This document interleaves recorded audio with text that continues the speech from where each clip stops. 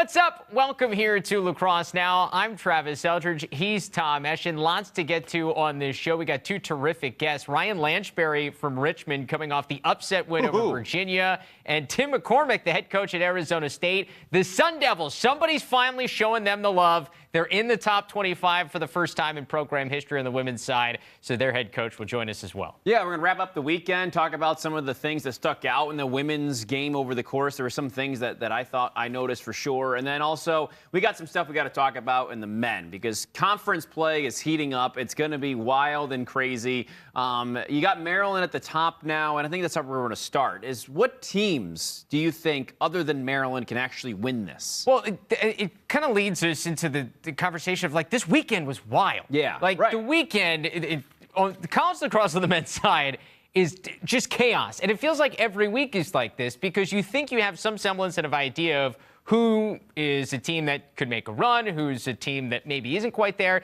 And then a weekend happens like this, and then you go, oh, maybe I'm not sure what's going to happen. Right. So, I mean, how many teams realistically, like if you said to me right now, this team wins the national championship at the end of the year, how many teams realistically would you believe that statement at this point in the year from what we've seen? Where are you at? So I might be this might be a stretch because you have Maryland. And that's the obvious And then one. There's probably one other team, but I feel like there's 6 teams that could be, or 5 other teams that could be that one other team. Does that make sense?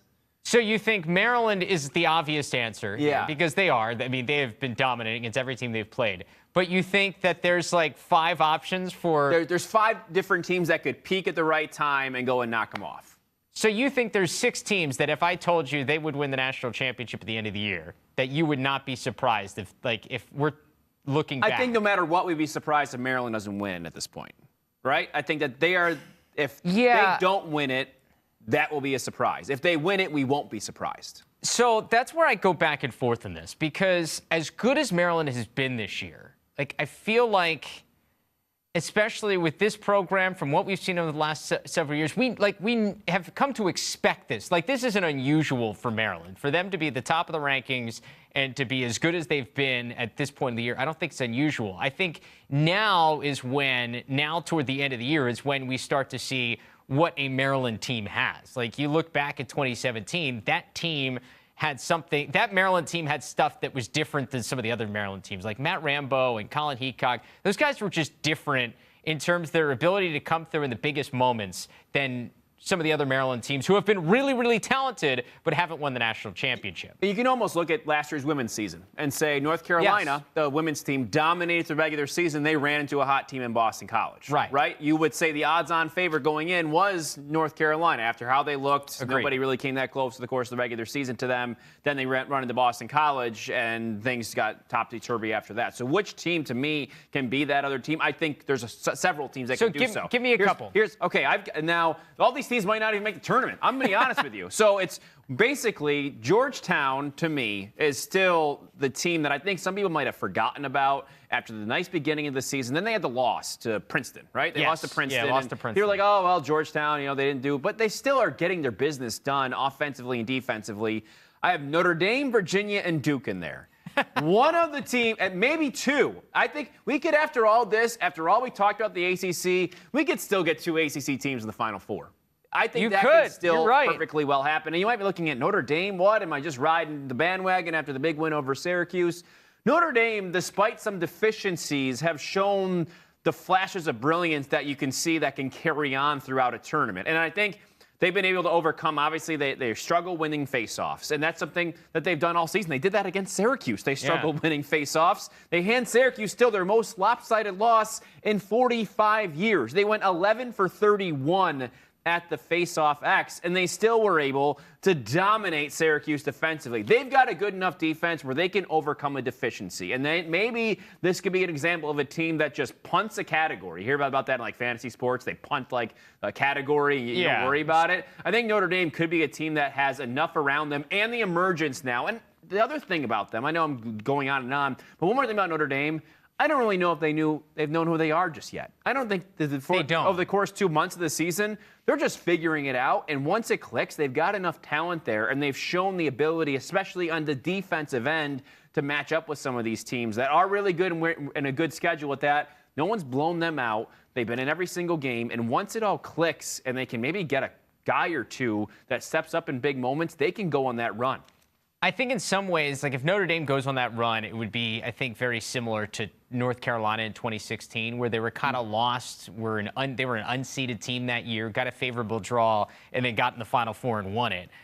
I think the problem with Notre Dame, to me, in my estimation, is the face-off X, is when you play a team like Maryland. Like when you're going to play the better teams in this tournament, if you get there, losing that many face-offs and putting that much pressure on your defense at some point is going to catch up to you. Now, their offense has been terrific, but like that Maryland offense, from what we've seen, and you look at the top teams in the country offensively, whether it's Maryland, whether it's Rutgers, whether it's Duke, I think Virginia, they all have this depth of scoring that if you're Notre Dame and you're giving the opponents 60 to 70% of the possessions off the face-off, at some point you're not going to be able to, your defense is not going to be able to get enough stops unless it's a really special day. And the question is, how many special days in a row can you have in order to win 4 games and win a national championship? Yeah, I think that defensively they can be consistent enough to do so. And if they give their offense enough chances, their offense is good enough where they can put up points. I think that's been part of the issue. But that's been what they've been figuring out and how to even all of that out. Can you have can you have one, like 50% less of the possession and still keep up? I think it depends on the matchup and the opponent at the time. But yes, I think that Notre Dame can do that. I think they have enough talent, and I don't think enough people are talking about them and being able to do so this year. Yeah, Syracuse is what Syracuse is. They had a real clunker. Well, that's the thing, is they got blown out. That's the thing with the Syracuse offense, is that Syracuse offense is not Maryland, Duke, Virginia, Georgetown, Rutgers, Princeton. Like they can't hold up to any of those. I mean, Notre Dame lost to Georgetown 16-11 early on in the season. They held Maryland to 11 goals. It was 11-9 in that game. Right. Don't forget. I mean, that was not like a Maryland dominant performance. That was one of Maryland's closest game of the year. Yeah. It was 11-9 to a team that we think is not a surprise they're going to win it all. So Notre Dame's shown a track record of competing with these teams. Haven't won yet, but that's okay. But they have to get in the tournament first and foremost. That's true. They really, you look at the bids, they got to run the table here at the end of the season. If they really want a chance to get in, ACC might get 1-2 teams in from what I have seen. If Ivy League's going to get a possibility to 3 to 4, you're looking in terms of the automatic bid, that is. It's just they have to run the table to be able to do this. And I think some of the other ACC teams, Duke has to do that as well. And the Virginia loss to Richmond hurts everybody else in the ACC so much because the wins over Virginia don't mean nearly as much. It's going to be splitting hairs. To me, one of those ACC teams, Notre Dame, Virginia, or Duke, any of those teams, if they get in, watch out. They can be a dangerous team to go and win it all. I think Virginia is the obvious answer. When I went through this exercise of who can realistically win the title, obviously Maryland's the one, and then I looked at the top 5. And right now the top 5 is Maryland, Georgetown, Princeton, I have Rutgers, Princeton on my list too. And Yale. I think all 5 of those teams, at the end of the year, I wouldn't be shocked because I think Georgetown, as we've seen, has the talent. They were there last year on the doorstep, couldn't quite get it done. I think they're a better team this year, so I'm not surprised for them. Princeton has probably some of the best wins we've seen of anybody. So, like, when you're looking at upside, where can they get to? I think Princeton can get to that level. Rutgers, from what we've seen, I mean, we're going to find out a lot in 2 weeks when they play Maryland in College Park on April 10th. We're going to find out just how good they are. But look, their only loss so far this season is to Princeton. And I think if you're looking up strictly at matchup, we'll talk about more of this in a couple of weeks. When you're looking strictly at matchup with Maryland, what do you need? You need the ability to win some faceoffs, compete with one of the best faceoff guys in the country. Rutgers can do that. You need an ability to match up athletically with this offense with a bunch of different pieces, and you have maybe the best LSM at the moment in the country in Ethan Rawl. That adds into what they have close to defense-wise. They've got some big bodies there, and one of the better goalies from what we've seen so far in Colin Kurse, so that helps you against that potent Maryland offense. And then offensively for Rutgers, they've got depth. So if you are checking into your 5th and 6th options, well, for Rutgers, you've got Ross Scott, Ronan Jacoby, Mitch Bartolo, Brian Cameron, and Shane Knobloch, who all at different times this year have had big games. So if you're having to go to the midfielders that are getting the short stick in order to win your matchups, I think they have some guys that can do that. That is the reason why I think Rutgers is in that conversation as well. You're right about some of that depth. They do go deeper than they have. I wonder about their top guys, Rutgers, and matching up with, player for player with the top guys and some of these other teams on this list. Are they as good as maybe you look at Virginia? They go Matt Moore, Connor Schellenberger. But I think that's the thing that gives Rutgers. I think almost the top guys against in some of these matchups. I don't know if the top guys, like if Maryland's putting their top close stick top defenseman on your top guys, like there are going to be times, even if you're the best offensive player in the country, you get shut down. So you need to have the depth of your 5th, 6th, and 7th guys on that offense have to contribute for you to win. And I think that's where Rutgers becomes different than maybe some of the other teams. I think Virginia at times has that. I think Duke has some depth offensively. Yeah, but I think those are the guys are the difference makers. Like the top end guys are great, but Maryland had the best top end guy in the country last year. They didn't win the national championship. I mean, they did, and that they didn't have the depth behind him. He was the entire offense. But you look at who won it in Virginia. Look at their top guys. They had Connor Schellenberger, Matt Moore, and some of the best in the nation that got the job done at the end. But I would argue, like Schellenberger was great. Most outstanding player. He was great, but the depth of their top guys becomes the difference. It's not like just how good, because everybody's going to have one good guy at some point. Like once you get to the end of this thing, everybody's going to have one good guy. How many great guys do you have? Does Rutgers? I would argue that from what we've seen so far this year, if between Ross Scott is starting to be that guy. Okay. Freshman of the year last year? Yeah. I would not. He's not in the top 3 tiers of top guys, I don't think, in the country right now. I mean, he might be by the end of the year. I understand your depth argument. But that's my thing. If they can get it, then sure. Then, yeah. I think you're right. We're going to find out a lot about Rutgers when they go through this Big Ten schedule. And the Big Ten isn't as strong as I think maybe a lot of people thought at the beginning of the year, but you get the test against Maryland. You see how you shake out against some of these other teams as you go along and try to get battle tested a bit, and then you find out.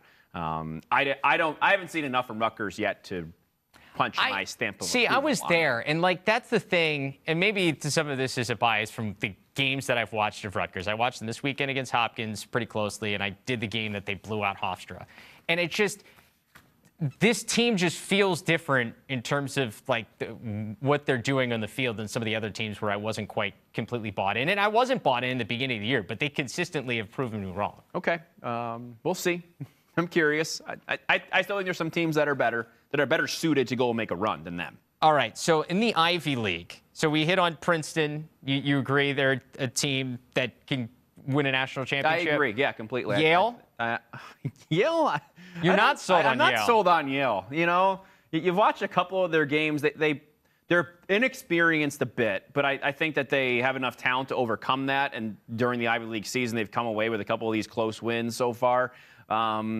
I don't know. They haven't convinced me yet that they're as good as a Georgetown. They like top to bottom, offense, defense, all things considered, the best players at those positions. I don't know about Yale yet. I don't know. See, I think the win over Princeton answered the questions I had about Yale.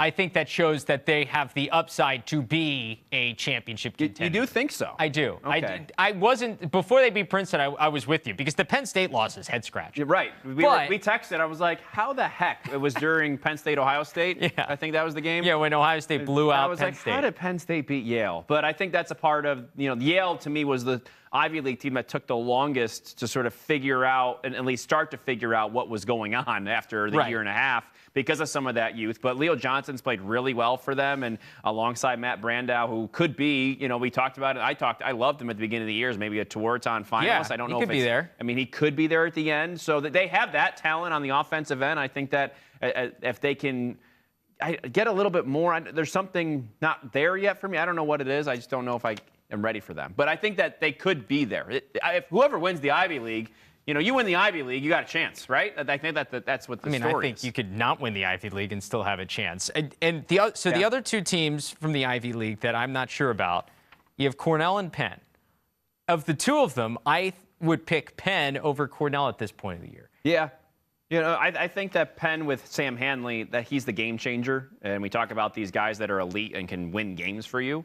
He's a guy that wins games. Right. And that now they've played a lot of close games, and that concerns me with Penn because it feels like they do this every single year. They play a lot of close games, one-goal games at that, with anybody they play, and that is concerning in early tournament games because you can get down early, those can go either way. You're not blowing teams out. And that, not the style points are a huge deal here, but, for Penn, that does worry me a bit. Have a good goalie in Birkinshaw. Yep. You got Farrar. He's 4-1 in the games that he started. Yeah, and then you've got Farrar, a good LSM, a guy that can make plays there, and Gergar for them as well has done a great job on the offensive of sort of being that facilitator alongside Hanley. So, yes, they've got some pieces.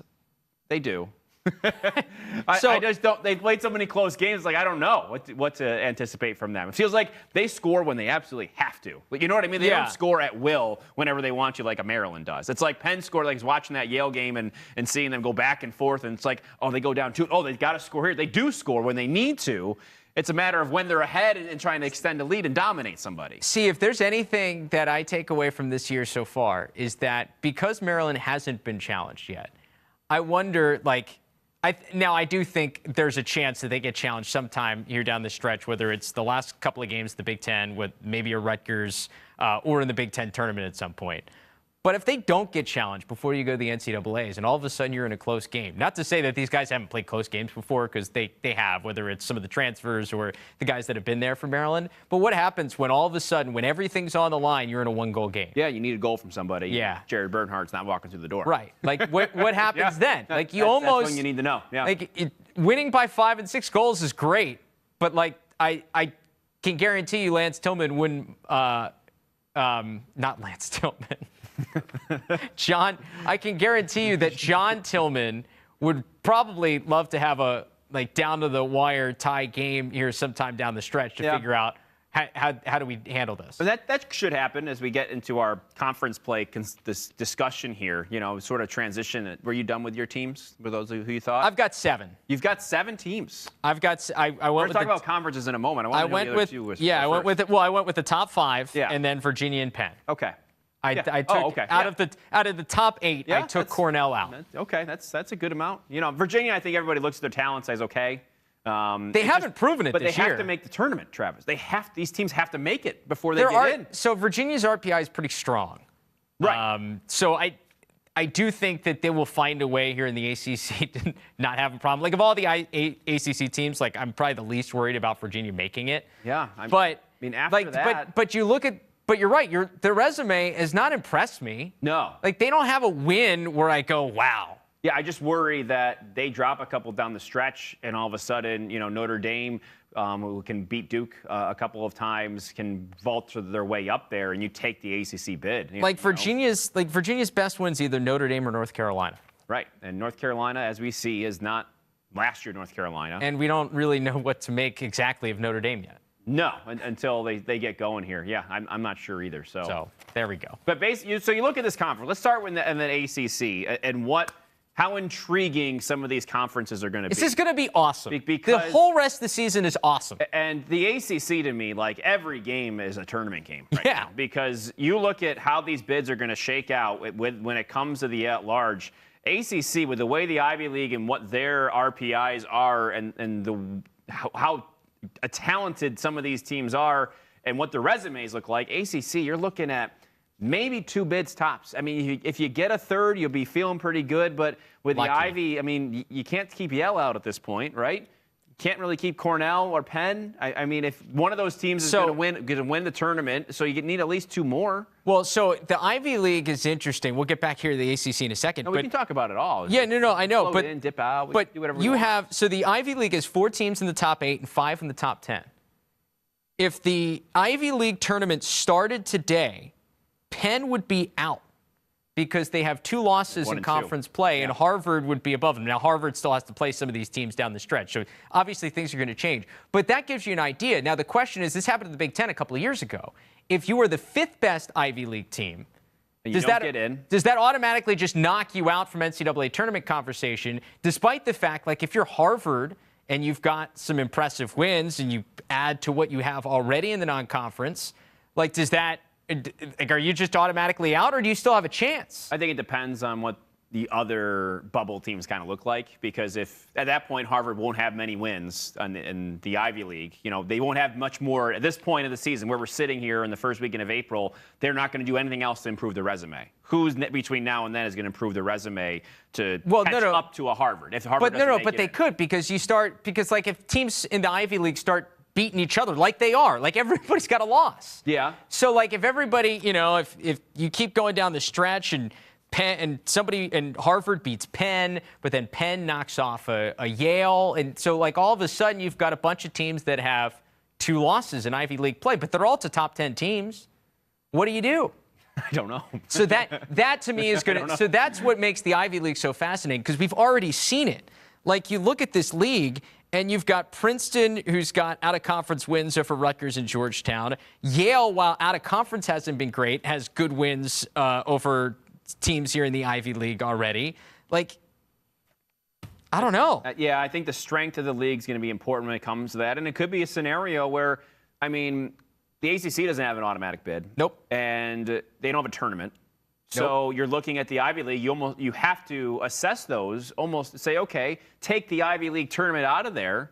And how do you look at these teams just sitting on their own without the tournament in play? Well, that's how you have to look at it, because that's only fair. No, because the ACC decided not to have a tournament, and they're playing extra conference games to make up for it. So the Ivy League is doing what the ACC has done for so many years, because the 4 teams in that tournament, their RPIs are only going to skyrocket because every game they play is going to be a top 10 game. So you can't fault the 5th-ranked team for that. You can't fault the team that doesn't get into the tournament, because if the tournament sits on its own, you have to look at their resume the way it stands and take the tournament out of the equation. Yeah. And whatever you almost take to feel like the tournament's just another regular season game. Right. They're going to be 2 more games. There's going to be it's 2 just more going to boost. Exactly. It's just going to boost the RPIs and keep the thing rolling on. So, yeah, you could look at a scenario: Princeton, Yale, Cornell, Penn, and Harvard all get in.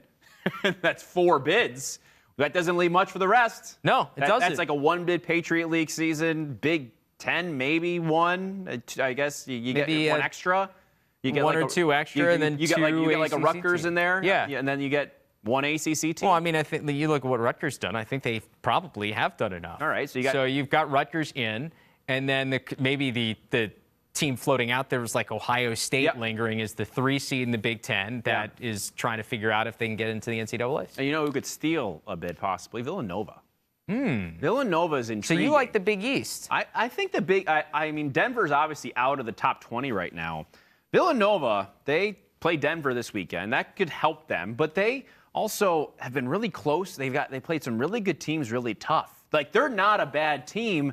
They could, and I know we talked about Georgetown being a title contender. They could catch Georgetown here and maybe sneak up on them and get a nice win and make a run in the tournament too, and maybe start to get some conversation here, because Villanova has been very competitive. 17-14 loss at Yale. They were ahead in that game. A 1-goal loss at Brown. At that point, Brown was pretty well thought of. Brown out of the top 20, but still Ivy League team. And then you also look at the game against Penn, a 1-goal loss there too. So Villanova, I know what their record is. It's 6-3 right now, but they've shown that they could be better than that. They're potentially a team that could make a run and win out. And if they win out, that puts a whole different layer on this whole entire conversation in the Big East. When I was talking to Delaware coach Ben DeLuca coming off their loss to Villanova before they played UMass this weekend, he said, he was talking about the Villanova team. He's like, they shot better than I think I've seen in a long time. Yeah. Like, he didn't even they scored 17 goals in that game, I believe. 17 or 18. I think it was maybe 18. 18-13. Yeah, 18 goals in that game. And it was this, because we were talking about their freshman goalie, Paul Reedy, and he's like, I didn't fault him for anything,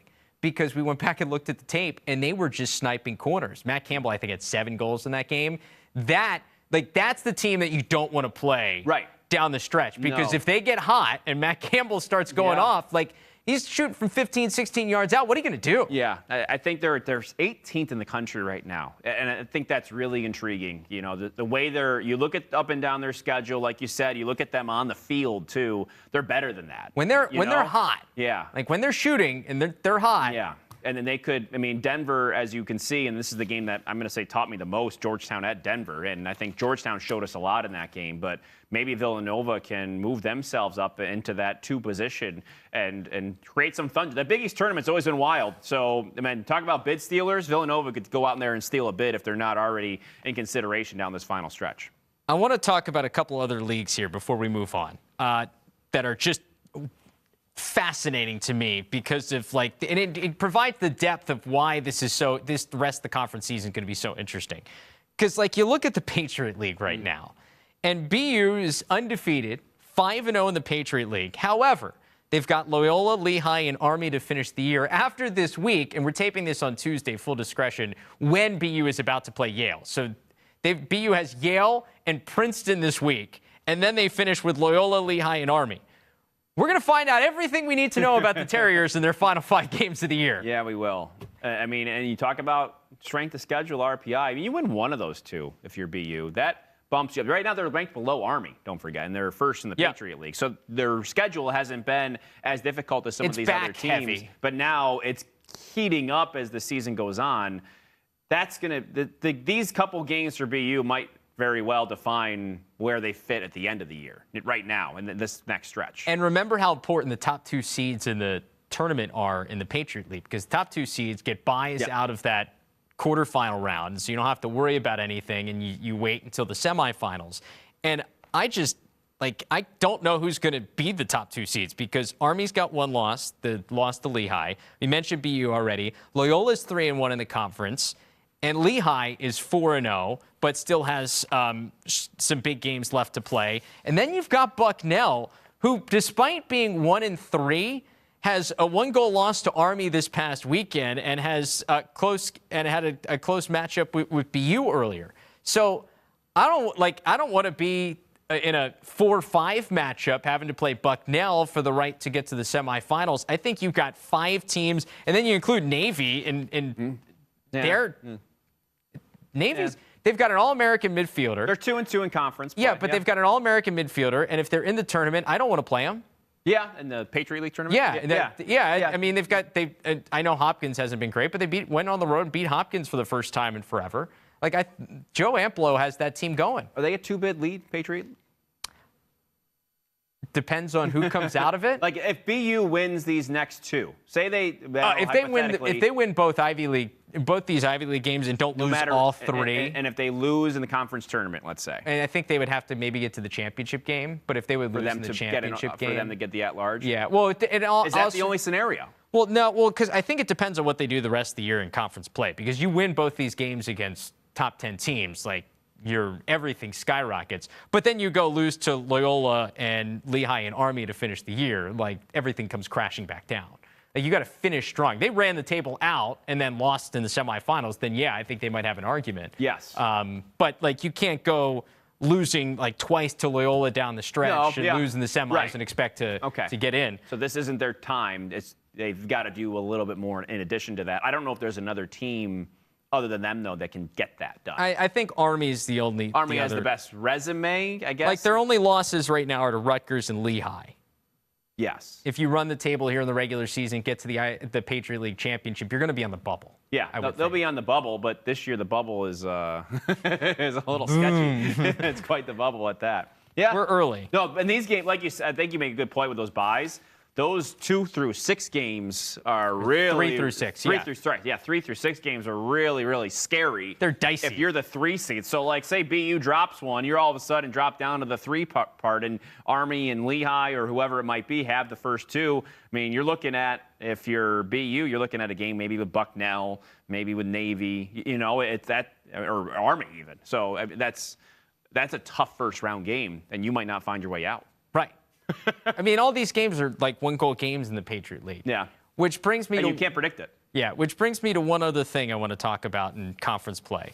It's the CAA, our bread and butter here at LSN. Yep. Because we had 3 conference games this past weekend in the CAA, first weekend of conference play.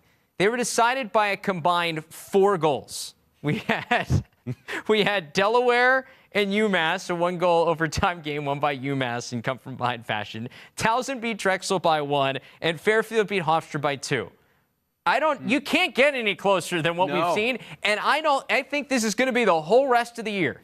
You do? I don't know. I do. These games are going to be close. I can guarantee you that. They'll all be close, but I think UMass is finding a stride here. And I think that going forward, that they are the team to beat. I think there is a team that's clearly the top one in the conference. Yes, they can be knocked off, but they've got to mess some things up along the stretch. And they have done before. We know they've done it before, too. See, I don't disagree with you that UMass right now... You've watched this closer than I have. So. I don't disagree with you. UMass is the team right now because of what they did against Delaware. That's the team to beat. However, in order to beat Delaware, they needed to hold the Blue Hens to 1 goal in the second half and get a season-high 20 saves from their goalie, Matt Note, who played out of his mind. And after watching that game and doing that game, and if you haven't watched it, go back and watch it on YouTube because it is spectacular. That whole second half by UMass is one of the best comebacks I've seen in a long time. They were down 9-4 at halftime, and they came back and won 11-10 in overtime.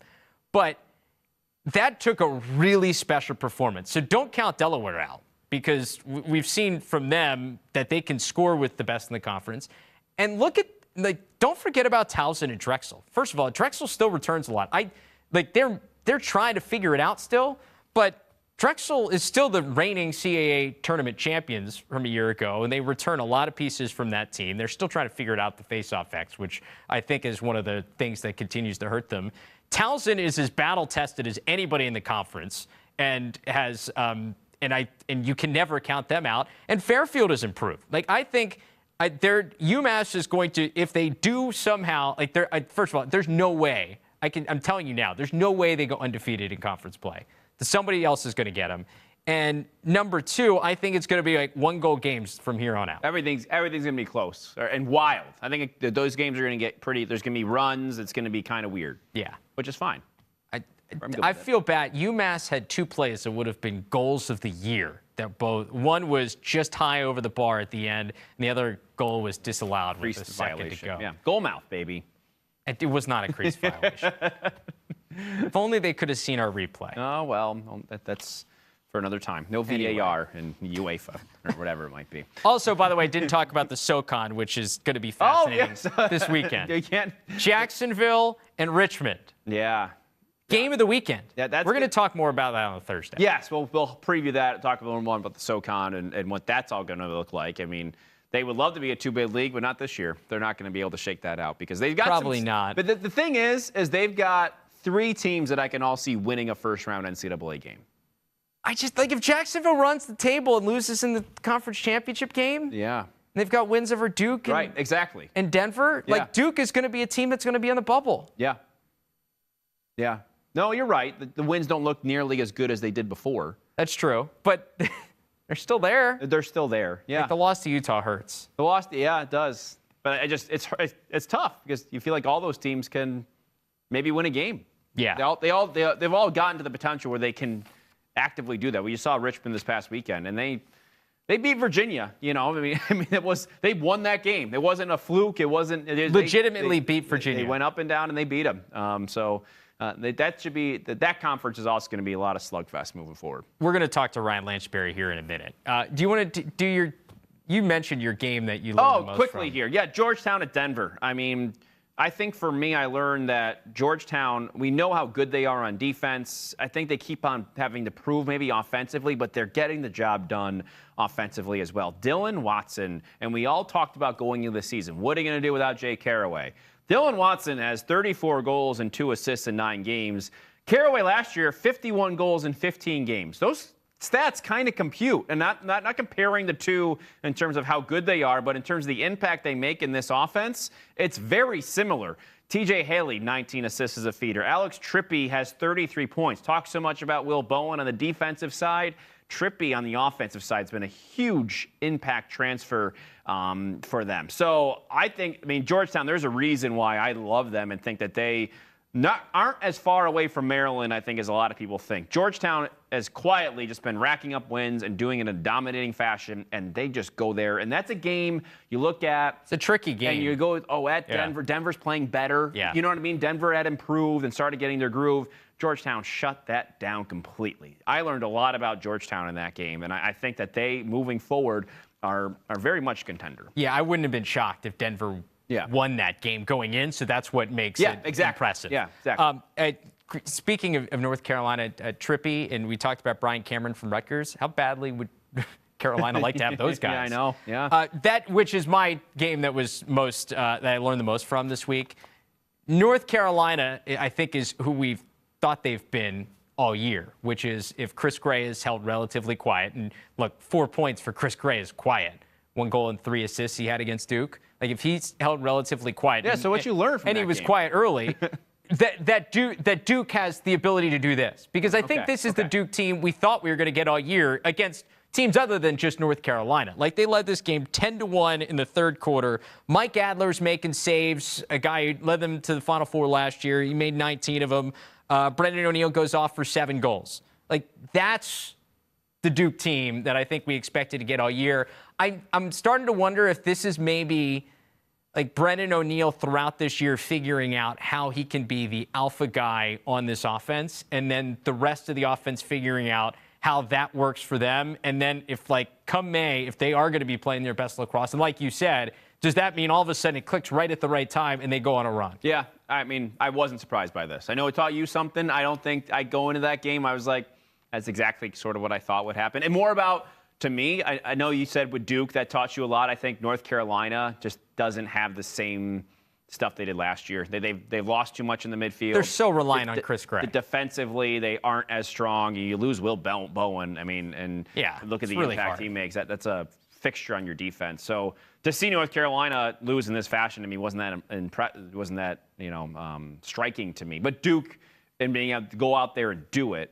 I think also was a big step forward for them in this way too. Yeah, it's one thing and not to go back and forth. You know, you can kind of get in one of those games where like, okay, you're scoring. No, good. They were like, hey, this is ours. Yeah, exactly. Yeah. On the road too. Yeah. I mean, it's a short trip, but you go to their place and do it. Then they went and lost on Coach K's farewell in the Final Four. I do think I called that. Yeah, you did, Travis. You got North that Carolina. Right. Yeah. Nearly won a championship. Ontario Fooled around. So close last night. Close. Last night they were so close.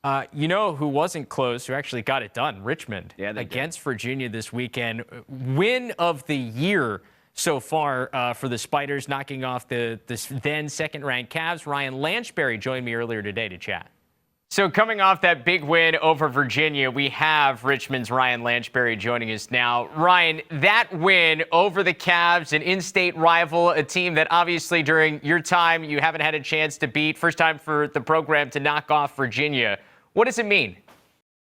Yeah, it means a lot. You know, we've definitely been looking for that win for a while, and you know, in terms of the season, we've had a lot of ups and downs. I think, you know, there's been times where we've clicked really well and we've shown what we can do, and there's times where, you know, we've been left a little disappointed with our play. So I think that's a huge turning point for us. That's, you know, going to carry a lot of momentum going into this little SoCon run, hopefully, and you know, that's a big one for this program. You know, we had a lot of alumni that were there, and you know, they opened their first game you know, in program history against Virginia 8 or 9 years ago, and you know, I think they lost by 1. So to have them all there and kind of see us, you know, get that win meant a lot for everybody.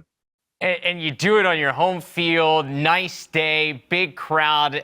What compare the atmosphere to something? Yeah, you know, it's tough to compare the atmosphere to, because I don't think in our you know, history of, you know, or at least my history of Richmond lacrosse, we've had anything quite like that. There was a ton of fans there, and they were really loud. You know, UVA fans as well. I think when you get that in-state rivalry, you're gonna get a lot of people there, no matter what. But I'm sure the people left pretty excited. So what turned? Because I was keeping tabs on the game early on, and Virginia, I think, was doing what everybody thought Virginia was going to do, and they take an early lead. And then you guys go on that 7-goal run. What was the difference maker there toward the end of the first half that gave you guys the ability to go on that run? Yeah, you know, I think it's a couple things. You know, we really focused during the week on clearing the ball really well, because as everyone that knows college lacrosse knows, Virginia rides the ball like crazy. So we settled down. I think we failed our first 2 or 3 clears. So once we kind of settled down and, you know, we started getting possession of the ball, and I think the defense settled in, and, you know, Zach Biggie was amazing in net. Jared Chenoy did a really good job with faceoff X. You know, and everyone kind of on that side of the field did a really good job of getting stops and getting the ball safely down to us, and the offense was clicking. I don't think we could have played much better. Everything just seemed to really click for us. We executed the game plan to perfection. So I think it's kind of everyone chipped in and did their part, and it was a good team effort. You guys aren't, it's not unusual for you guys to play the big boys throughout college lacrosse. You obviously have played Virginia and the Dukes and the Carolinas throughout your time there. And you guys have had some really big wins and also have had some tight losses. From somebody who's kind of experienced both, what's the difference of like kind of the moral victory where you go and compete against a team that is up higher than you in the rankings and has some national notoriety versus when you get it done and get the win? How did those things kind of differ? Yeah, we go into every game, trying to win, and we're not going to be happy coming out with a loss. Even if it's a tight loss against a really highly ranked team, a powerhouse program. We've always said that there's no real moral victories. So I'd say that those games, while they do give you some some outlook into what you're capable of and how close you are, and you're kind of right on the cusp of breaking through and truly beating those teams. I think at the end of the day, unless we get the victory, we're not truly happy. As you should be, and with what you guys have done over the last couple of years, you should expect to win every game that you play. You've got Jacksonville coming up this weekend, who has done kind of what you guys have done this year in terms of making themselves known on the national landscape. How much, especially with the likes of High Point and Jacksonville and all you guys competing against some of the best teams in the country, do you root for your opponents like in non-conference games, or do you still want them to lose? Like, how do you look at it? I would say when the games are on, I definitely do not care about the outcome. I've never really thought about, it'd be nice to see, Jacksonville or High Point beat these teams. Thinking about it now that you ask, maybe it would be good for them to win these games, to give us a little more credit in the SoCon. But at the time when those games are going on, now I've never really considered that. But going forward, I might start rooting for those teams. But I don't know. It's kind of tough. It's kind of tough when you have that rivalry with all those SoCon teams to ever really kind of get behind them and to cheer for them. I got a lot of respect for those programs and all the best to them. But it's kind of tough to kind of get behind and root for them. That's fair. You're a Canadian. You grew up in Ontario, so you've got that influence. But also, you played your high school lacrosse in Connecticut at the Avon Farms School, Old Farms in high school. Where do you pick up some of the intricacies from the game from a couple of different hotbeds? Yeah, I'd say that I'd say most of kind of my lacrosse skills or my game, I guess, has come from playing box lacrosse in Canada. Growing up, I never really played field lacrosse until I went to Avon. I played a couple tournaments here and there, but it wasn't really field lacrosse, to be honest. It was mostly just, guys playing box lacrosse on the field. But I'd say that kind of, the strengths of my game do kind of correlate with the box game more. I definitely did learn a lot at Avon, and, that's kind of where my game really flourished. I learned from a lot of amazing players there. Like Connor Kelly when I was a freshman. Watching him practice every day, it was pretty special, and getting to learn from him. So many other amazing players. So I definitely picked up a lot from both places. But I'd say my strengths definitely correlate back to my box roots. Yeah, and that box connection has worked well for you. The second overall pick in the NLL draft this past fall, as you'll go to Georgia for next year. Well, when you heard your name called number 2 overall, what went through your mind? Yeah, I was pretty excited to say the least. That's something I've been waiting for a really long time, and I've worked really hard for. So yeah, I couldn't have been more excited, and I had a lot of really good talks with Georgia. So. I had a feeling that I might land there, and I was really excited when I did, and to go to a really great organization and to play alongside Lyle, who's been my biggest influence on the field. It's pretty special, so I can't wait to get down there next year. Yeah, I was going to say, have you had a chance to play with Lyle at any other point in your career? No, I haven't. So I'm just gonna go in and try and do my best, just get him the ball and get out of the way. Yeah, that's usually smart. He's one of the best we've ever seen do it. You mentioned him as an influence. Who else did you look up to coming up through the ranks? Yeah, when I was Yeah, I would say when I was at Avon is when I started to watch college lacrosse a little more. Um, but going back, to my box roots, those are the guys I really watched growing up. Guys like John Grant Jr. and John Tavares, the greatest to ever do it. Those were guys that I really looked up to. Josh Sanderson. So my influence come a little more from the box side. If you're not a box lacrosse fan, you might not know a name like Josh Sanderson, but he's an absolute stud and one of the greatest ever in the NLL. So I would say those are the guys I looked up to growing up. Field lacrosse wise, Lyle was kind of the big one for me.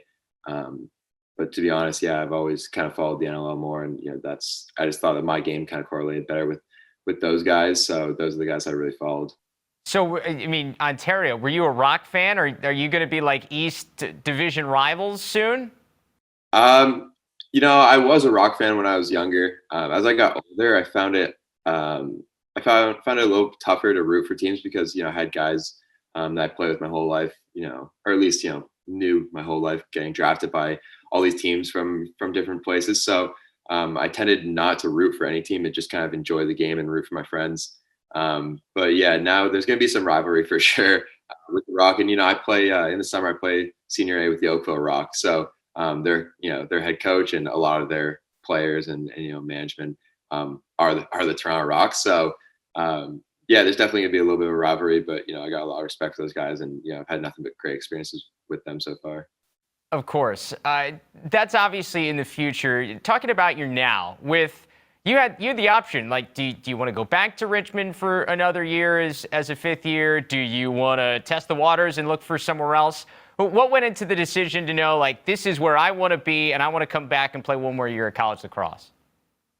Yeah, it was a really tough decision, and something that weighed on me for a while, and I kind of just went through the process really slowly. I talked to Coach Shamati a lot, to kind of just pick his brain about some options, and at the end of the day, I think I'd be lying if I said I didn't kind of consider all my options, and if I transfer, or if I stay, if I just go play in the NLL.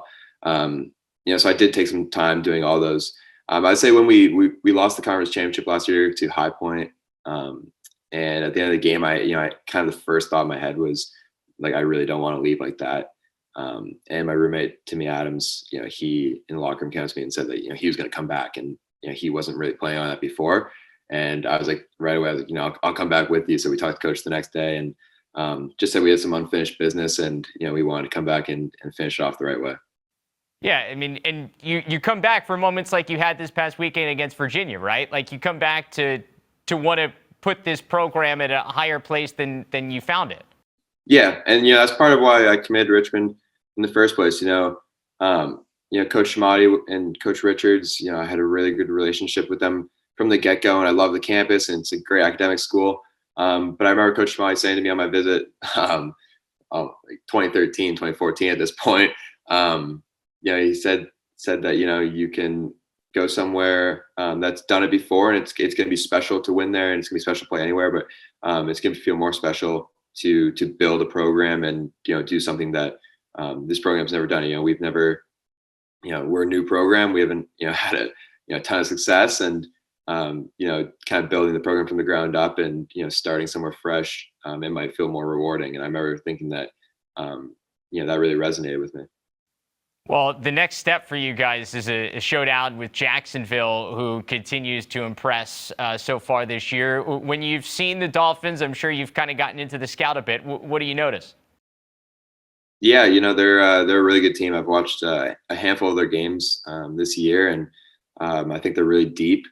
I think on the offense side of the ball, they're really unselfish. Coach was mentioning yesterday that they move the ball really well, and they've got a lot of really talented players, and they're really deep. And I think that in the games I've watched, their defense looks tough and strong and big. And we haven't gotten into the scout too much, but just from watching those games, I've been really impressed. And it's going to be a really, really good showdown. And High Point is an incredible team as well. So the SoCon is looking good this year. It's going to be really exciting. Coming down the stretch here. Tell you what, from a fan perspective, I am pumped. Players, these are the games you sign up to play college lacrosse for. Should be a lot of fun this weekend. Safe travels down to Jacksonville. Good luck, Ryan, and we'll hopefully catch up sometime here down the road. Thank you very much for having me. Appreciate it. Well, from one impressive upset win, we now turn our attention to the women's game, where there's some other impressive upset wins. Some things to talk about here in what stands out for the weekend in college women's lacrosse for us. You want to kick it off? Yeah, I'll start West Coast. A lot of interesting Love the things West in the Coast. It's fun, man. There's some teams that could make a win or two even more so in the NCAAs. But I got Stanford over Colorado, dominating 16-9. And this comes about a week or so after they lost in double OT to Colorado. So they bounced back nicely. They beat USC 20-10 on March 20th. That win looks even better after USC beats Michigan over the weekend too. And this is what we've been talking about. Stanford, all that youth is coming together, and it's starting to click now here as we make our way through April. They lead the Pac-12 right now, 6-1. USC's 4-1 at the same time. Big game against Arizona State this weekend. Ali Bayako, not one of the younger players, but one of the leaders on this team. Second in goals in the Pac-12, 38. And then you've got Humphrey, 55 assists. That's second. She leads the league in points. They've got a good goalie in Raheim, too. So I think this Stanford team, we've talked about them, struggled a little bit. I mean, they had some battles at the beginning of the year that they lost. Now they're starting to turn the corner and could be a scary team come the Pac-12 tournament. I want one of the Bill Walton Pac-12 Conference of Champions shirts because I love the Pac-12 women's conference right now. Great games. Yeah. Talk about just intrigue all over the place, because I'm going to go to another game, and I still have another Pac-12 team to talk about. We both do. How about USC beating Michigan this weekend? Yeah. Big win for not only just the Trojans, but I think the conference as a whole in terms of bolstering the recognition of the conference period. Kelsey Huff with her 8th hat trick of the year. Maddie Dora, a freshman there for the Trojans, coming out with, I think, her 3rd hat trick, but her taking a step forward is good to provide Huff with a little bit more depth. They held Michigan scoreless for 19 minutes between the second and third quarters. That allowed USC to go on a 6-0 run. It really kind of gave them control of that game in Ann Arbor. So USC getting a win over a ranked Michigan team, and against a Michigan team that is going to compete in I think, a pretty talented Big Ten. Like, I think there are a lot of teams in the Big Ten, whether it's Maryland, obviously, Northwestern, Penn State has showed some promise, Rutgers, Ohio State has some decent wins. So I think this win long-term for USC is going to look really good. Yeah, I think for the Pac-12, that's a nice win. Yeah. Because it helps the RPI for USC, and some of these wins from these other teams that might knock USC off. I mean, you play everybody twice in that conference over the course of the year. So that'll help them get more bids at the end of the day into the tournament. So that was a nice win. And Michigan falling back to earth a little bit this weekend, and maybe getting, amping up conference play too impacts that. They're going to have to maybe win a couple games they shouldn't, maybe make a run. But yeah, great win for USC. For sure. My other game that we got to talk about Arizona State's weekend. So you've got their first game. Well, this is more to me about Stony Brook and Arizona State, because I know this was 16-4. Stony Brook beating Arizona State. Arizona State's not a bad team. As we're about to tell you about. They're not a team that goes out and just puts 4 goals up, just whatever. There's other teams that might do that. It's just a testament to Stony Brook. And I think they deserve to be talked about not in the BC, North Carolina realm yet, but they're just behind them. And I know Northwestern's had a really nice season. They looked good this year. They beat Stony Brook early on, but Stony Brook's losses come at Syracuse. That game's always wild and crazy. It's always at Northwestern. And I talked to Joe Spallina about going to Northwestern. He goes, "Yeah, they got this light show." Because that was what I opened when I talked to Coach Spallina about a game we had, but they were doing. I go, "How hard is it to win at Northwestern? Because it feels like that's really difficult." He goes, "Yeah. We get in there and there's a light show going on. It's indoor. It's just not, we started terribly. We were having slow starts at that point. They got themselves back into that game, by the way. They probably won the last 2 quarters at least. So Stony Brook, I think right now, 3rd best team in the country. They do such great things on both sides of the ball, and we heard this, their depth, and their depth is there. They don't have the Allie Kennedy anymore, but they still have Kaylin Hart, Ellie Massaro, who've taken the next step in this development of this club.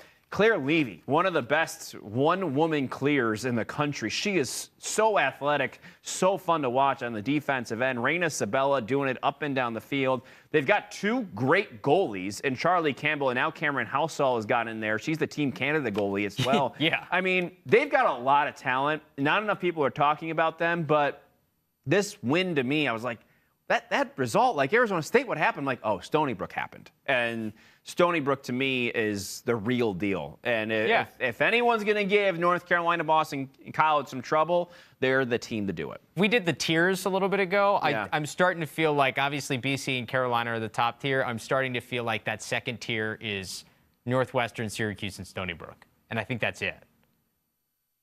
Yeah, we can talk about that more on Thursday. Okay. All right. Tom disagrees. I think Tom disagrees. Maryland He just doesn't want to keep talking about it. Maryland might have something to say about that. Okay. Yeah, they might be in there too. I think Maryland needs some more love, but okay. And I know that's rare.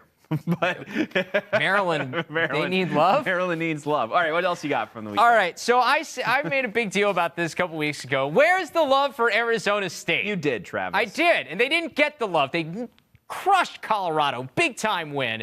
Didn't get in the top 25. At the time, Colorado was still in the top 25 in the women's poll. Arizona State wasn't, despite having essentially a better resume with that win. However, Arizona State then goes on the road after they get beat up by Stony Brook on Friday. 2 days later, this happened. 2 days later on Sunday, in a driving rainstorm at Rutgers, they knock off the Scarlet Knights in overtime. A huge result for this program. One of their best wins in program history. Puts them into the top 25 for the first time in program history. And we're about to talk about this with their head coach, Tim McCormack. But 3 grad students are their leaders offensively. Emily Glagolov, Carly Adams, and Taylor Pinzone, the 3 of them combining for 8 goals of the 13 they scored in the overtime win. It tells you everything you need to know about this team. They are veteran-laden. They have, despite not having, in terms of quote unquote, been there in terms of beating these highly ranked teams, they've all been around the block. They know what this is all about. They know how to compete in the Pac-12. This is such a huge win. And I think the kicker of all this is they get to host the Pac-12 tournament at the end of the year.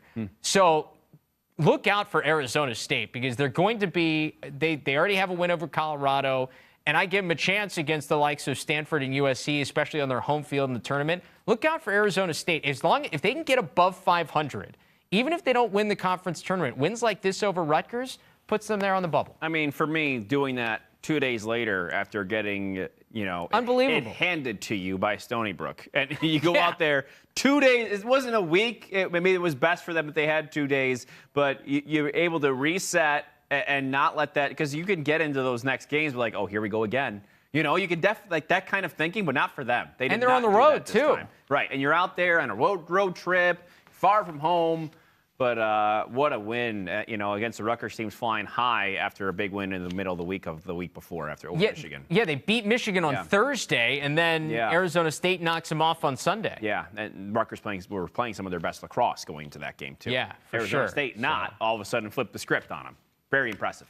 Finally, some love for the Sun Devils. The voters have spoken. They're in the top 25, and we get a chance to talk to their head coach. So Tim McCormack, the head coach at Arizona State, joins us now after a wonderful win over the weekend against Rutgers. But I got to ask, Tim, what happens between Friday and Sunday? An East Coast trip, you take on Stony Brook, take your lumps there. You come back and win in overtime a couple days later. I guess the transgressions of those weekends, how did you learn and so quickly from one game to another?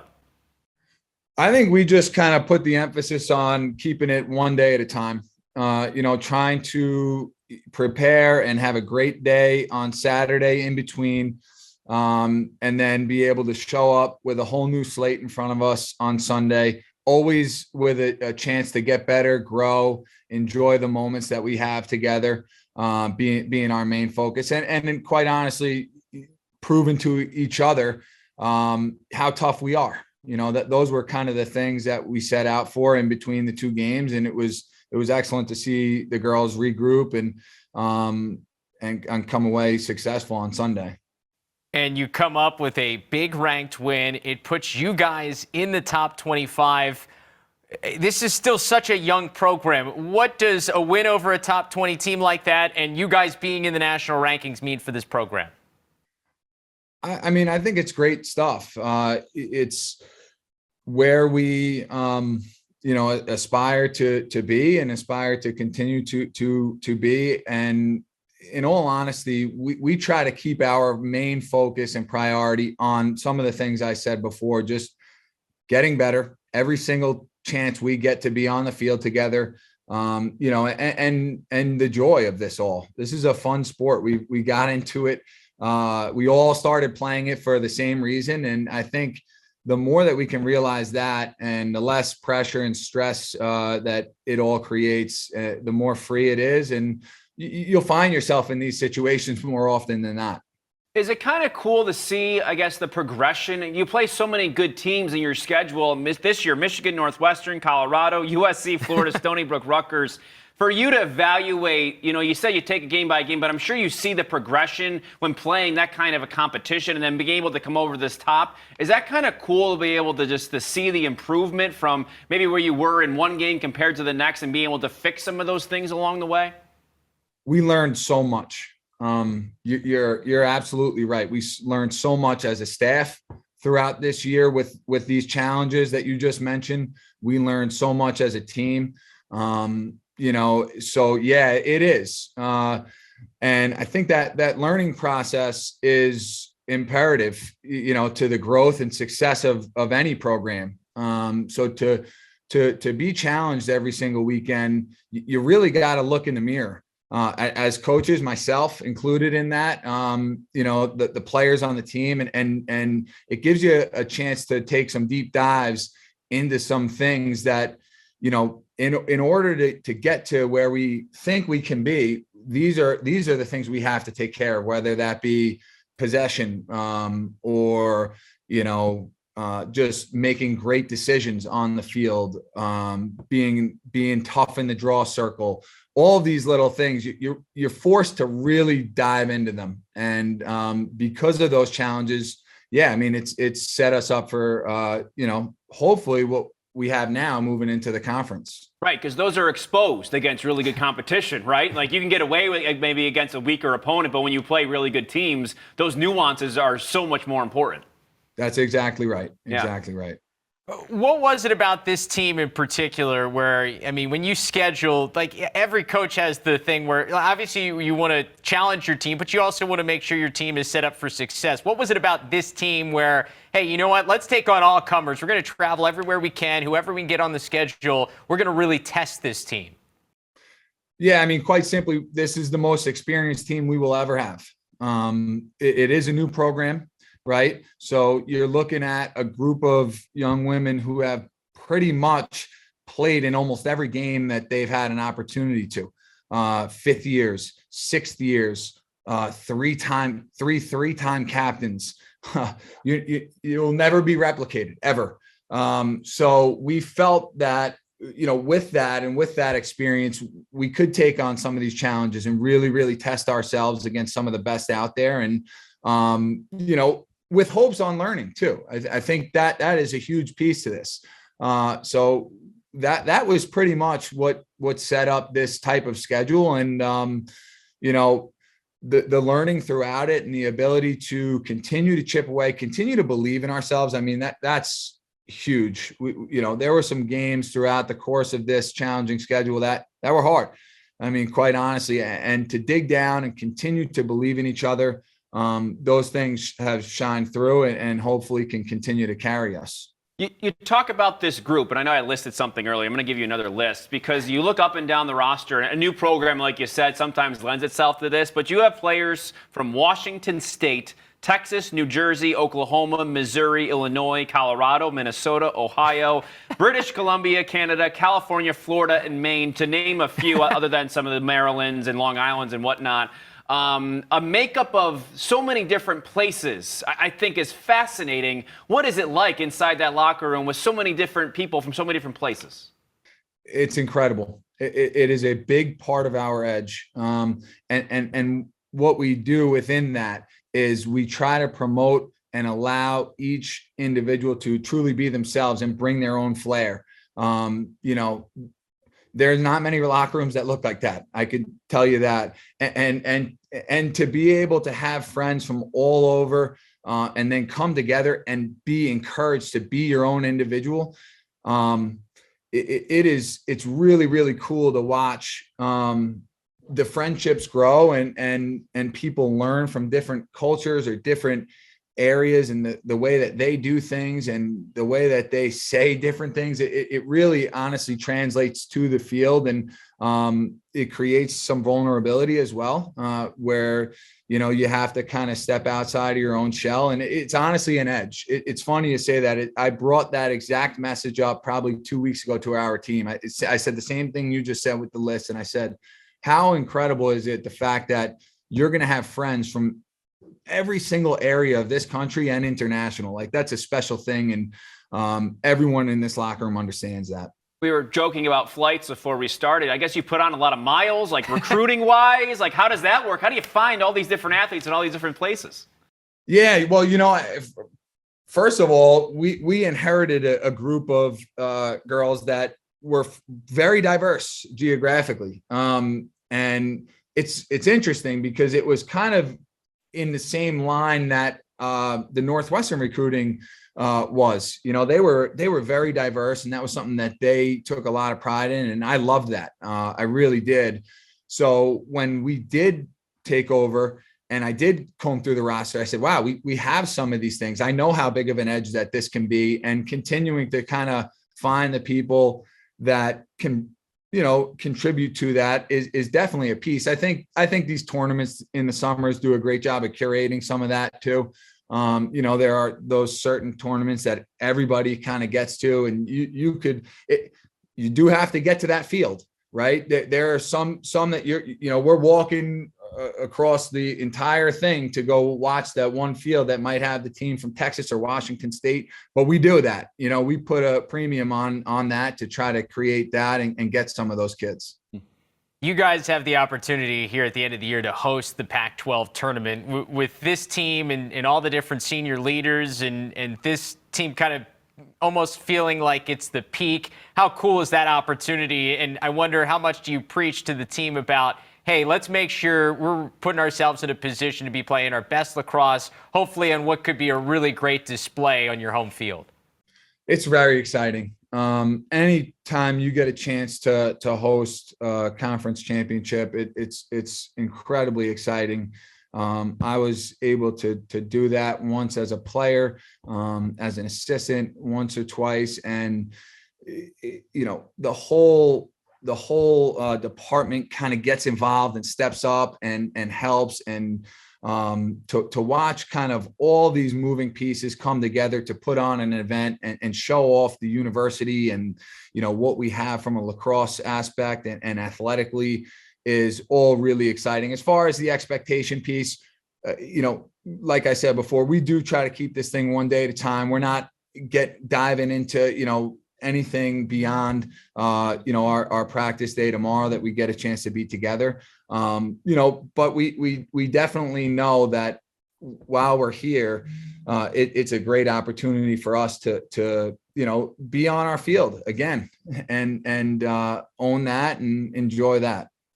Have you gotten to do anything touristy since you've been there in Arizona, like Grand Canyon or anything like that? A ton. We the family's gone up to, everywhere. Grand Canyon, Sedona. There's tons of national parks within, really easy distance, hikes, great place to be outdoors, great place to be in college. Even the girls will shoot out to these areas on a weekend, a free weekend. We get the 3 or 4 weekends in November. They'll all, find different hikes. It is an unbelievable place to live and spend time for sure. We joke about the flights, but it's also like this cool opportunity because you guys are going to a different part of the country just about every weekend, which is completely different from some of these teams in the Northeast that maybe never get on a plane over the course of their regular season. What have been some of the cool things that you guys have done off the field in some of these locations? How do you try to keep the team together and bond on these long trips? Yeah, our parent support is second to none. So we travel incredibly well. This past weekend, we're out on Long Island. We have a bunch of people from the area.